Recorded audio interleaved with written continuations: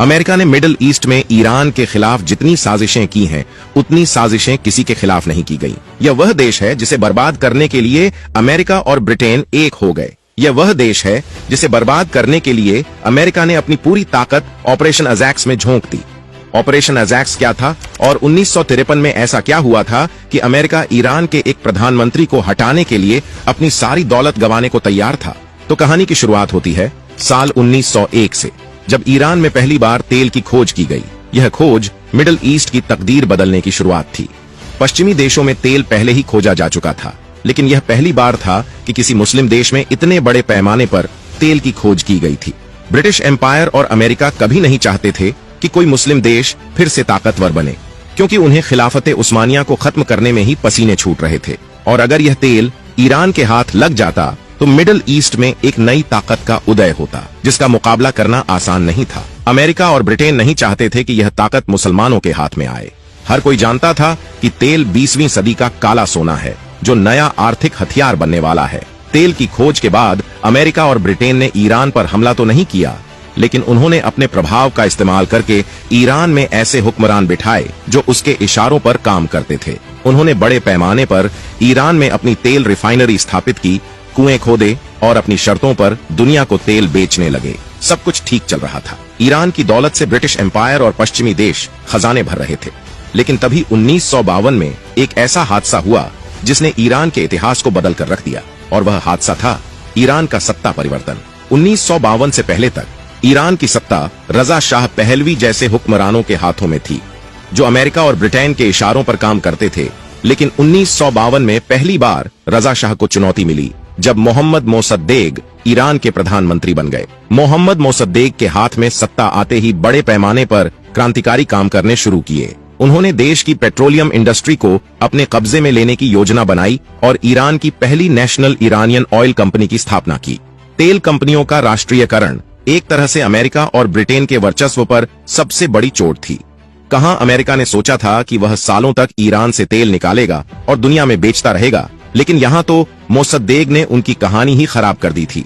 उन्होंने ब्रिटेन की Anglo Iranian oil company को ईरान से निकाल फेंका था।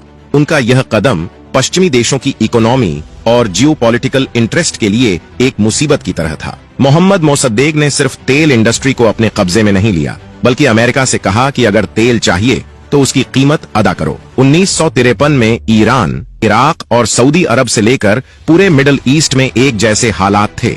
यह देश तो मुसलमानों के थे, लेकिन उनकी सत्ता और उनकी दौलत पर कब्जा अमेरिका और ब्रिटेन का था। मुस्लिम देश को यह हक भी नहीं हासिल था कि वह अपने देश में निकाले गए तेल का रेट तय कर सके। मोहम्मद मोसद्देक का पहला कार्यकाल बहुत ही छोटा था। 1953 में जब ईरान में दोबारा चुनाव हुए तो मोसद्देक मजलिस के समर्थन से एक बार फिर देश के प्रधानमंत्री बन गए। उन्होंने फैसला किया कि ईरान में सिर्फ ईरानियों का राज चलेगा। कोई अमेरिका और ब्रिटेन इस धरती के नियमों और कानून तय नहीं कर सकेंगे। ईरान की मिट्टी से लेकर उसके सोने के खजानों पर यहाँ के लोगों का हक है। मोसद्देक ने आदेश दिया कि आज तक ब्रिटिश ऑयल कंपनी ने जितना तेल बेचा है और जितना पैसा कमाया है, सबकी डिटेल निकाली जाए। उनके इस आदेश ने ब्रिटेन का एम्पायर हिला दिया, क्योंकि ब्रिटेन से लेकर अमेरिका सब चोरी करके बगैर कीमत अदा किए ईरान का तेल पूरी दुनिया में बेच रहे थे, और ब्रिटेन यह पाप पिछले 50 सालों से कर रहा था। अमेरिका और ब्रिटेन ईरान में मोहम्मद मोसद्देक के बढ़ते प्रभाव को महसूस कर रहे थे, और उन्हें अंदाजा था कि अगर मोहम्मद मोसद्देक को ईरान की सत्ता से नहीं हटाया गया तो ईरान को सुपर पावर बनने से कोई रोक नहीं पाएगा।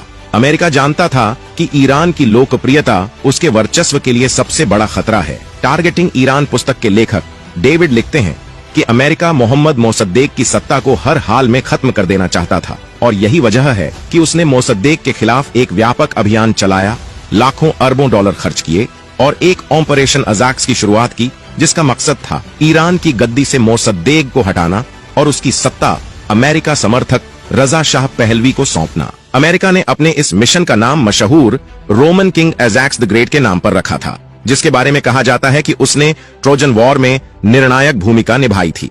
यह इतिहास में पहली बार था कि अमेरिकी खुफिया एजेंसी CIA और ब्रिटेन की खुफिया एजेंसी MI6 मिलकर एक मुस्लिम देश की सरकार को गिराने की कोशिश कर रही थी।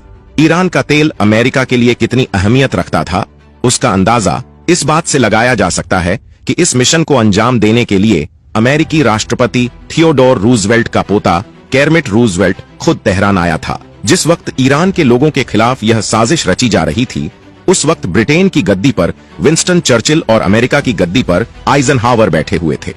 The dangerous classes and the 1953 coup in Iran पुस्तक के लेखक ऑलमोस्ट लिखते हैं कि अमेरिका ने इसके लिए ईरान में खूंखार गुंडे हायर किए थे, जिनका मकसद पूरे देश में शाह के समर्थन में माहौल बनाना था। CIA इन गुंडों को बस और ट्रक के जरिए तेहरान लाया, जिन्होंने वहां की सड़कों पर कब्जा कर लिया। इन दंगों में 200 से 300 लोग मारे गए, जिसके बाद शाह की सैन्य अदालत ने मोसद्देक को गिरफ्तार कर लिया और उन पर मुकदमा चलाया गया। आखिरकार 21 नवंबर 1953 को उन्हें 3 साल की सजा दे दी गई। मोसद्देक पूरी जिंदगी अपने घर में नजरबंद रहे और उनके बहुत से साथियों का कत्ल कर दिया गया। अमेरिका ने अपने साम दाम दंड भेद का इस्तेमाल करके मोसद्देक को ईरान की सत्ता से बेदखल कर दिया था। अब ईरान की सत्ता रजा शाह पहलवी के हाथों में थी।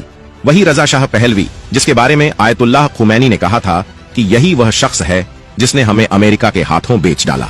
शाह अगले 26 सालों तक ईरान के माथे पर कलंक बनकर अमेरिका के इशारे पर काम करता रहा और तब तक नहीं रुका जब तक आयतुल्लाह खुमैनी ने उसकी सरकार को उखाड़ नहीं फेंका। आज अमेरिका पूरी दुनिया में लोकतंत्र का अलंबरदार बना फिरता है, लेकिन कल जब ईरान में लोकतंत्र से चुनकर आया एक व्यक्ति सत्ता की गद्दी पर बैठा, तो इसी अमेरिका ने उसे सत्ता से बेदखल कर दिया और लाखों लोगों की जान ले ली। अमेरिका किसी भी देश में लोकतंत्र और मानवाधिकार के लिए नहीं जाता, बल्कि वह उस देश की धन संपदा और खजाने को लूटने के लिए जाता है, और ईरान में वह तेल के खजाने को लूटने आया था।